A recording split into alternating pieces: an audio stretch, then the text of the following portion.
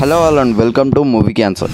Present Mahashivratri పండుగ నడుస్తుంది కదా, మరి ఆ పండుగ అంటే శివుడు వైబ్ రావాలంటే ఖచ్చితంగా కొన్ని మూవీస్ చూడాలి.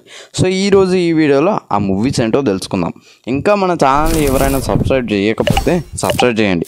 అలాగే ఈ వీడియో నచ్చితే లైక్ కూడా చేయండి. ఇక వీడియోలోకి వెళ్ళిపోతే ఈ లిస్ట్లో ఫస్ట్ ఉండే మూవీ డమరుకం. ఈ మూవీ చాలా బాగుంటుంది. ఇందులో తనని నమ్ముకున్న భక్తుడు విధి వల్ల తనకు ఎదురైన సంఘటనతో తనని ద్వేషించిన తర్వాత కూడా తనకి తోడుగా వస్తాడు శివుడు. ఈ ఒక్క విషయంతోనే శివుడు ఎట్లాంటి వాడో మనం అర్థం చేసుకోవచ్చు. ఈ మూవీలో హీరో పేరు కూడా మల్లి అని ఉంటుంది.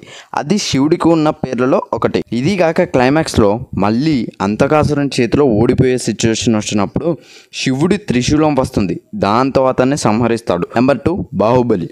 బాహుబలి 2 మూవీస్లో కూడా అమరేంద్ర బాహుబలి అయినా సరే, మహేంద్ర బాహుబలి అయినా సరే ఇద్దరు కూడా శివుడి భక్తులే. మహేంద్ర బాహుబలికి తను ఎవరో కూడా తెలియదు. అప్పటిదాకా తన పేరు శివుడే. ఆ పేరు తనకెందుకు పెట్టారంటే తన నానమ్మ శివగామి చనిపోయేటప్పుడు శివుణ్ణి వేడుకుంటుంది, నేను చనిపోయినా పర్వాలేదు కానీ ఈ బిడ్డని కాపాడు అని.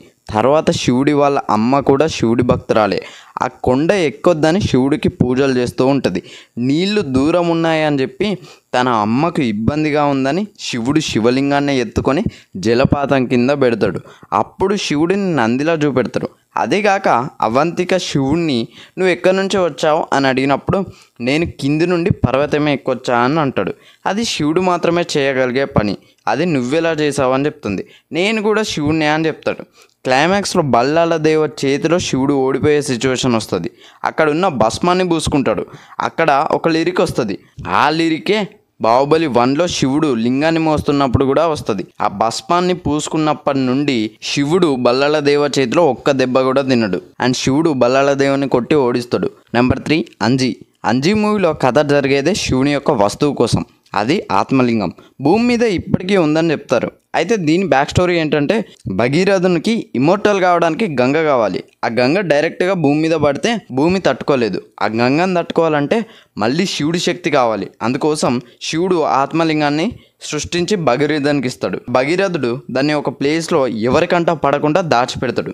దాన్ని దక్కించుకోవాలని విలన్ ట్రై చేస్తూ ఉంటాడు. మరి చివరికి ఆత్మలింగం దక్కిందా, విలన్కి ఆ గంగ దక్కిందా, ఇమ్మోర్టల్ అయ్యాడా అనేది మీరు మూవీలో చూడాలి. క్లైమాక్స్లో శివుడి ఎంట్రీ మాత్రం ఉంటుంది భయ్యా, పీక్ అంతే. నెంబర్ 4 అఖండ. ఈ మూవీ చాలామందికి ఫేవరెట్. దైవాన్ని మాత్రమే పూజించే ఒక వ్యక్తి కథ. తానే దేవుడు అనుకునే విలన్ని ఎలా హీరో చంపాడు అనేది స్టోరీ. క్లైమాక్స్లో ఒక చక్రం తిప్పే సీన్లో బాలయ్య నుండి శివుడికి మారే ట్రాన్సిషన్ వేరే లెవెల్ ఉంటుంది. Goose bumps. మూవీ చూడని వారికి ఈ ఒక్క సీన్ చూపించి చెప్పొచ్చు మూవీ ఎలా ఉంటుందని చెప్పి. సో ఈ 4 మూవీస్ అయితే చూడడానికి ప్రయత్నం చేయండి. మిగతావి నెక్స్ట్ చెప్పడానికి ట్రై చేస్తాం. సో ఇది ఫ్రెండ్స్ ఓవరాల్గా వీడియో అయితే. వీడియో నచ్చితే లైక్ చేయండి, షేర్ చేయండి, కామెంట్ చేయండి, ఛానల్ సబ్స్క్రైబ్ చేసుకోండి.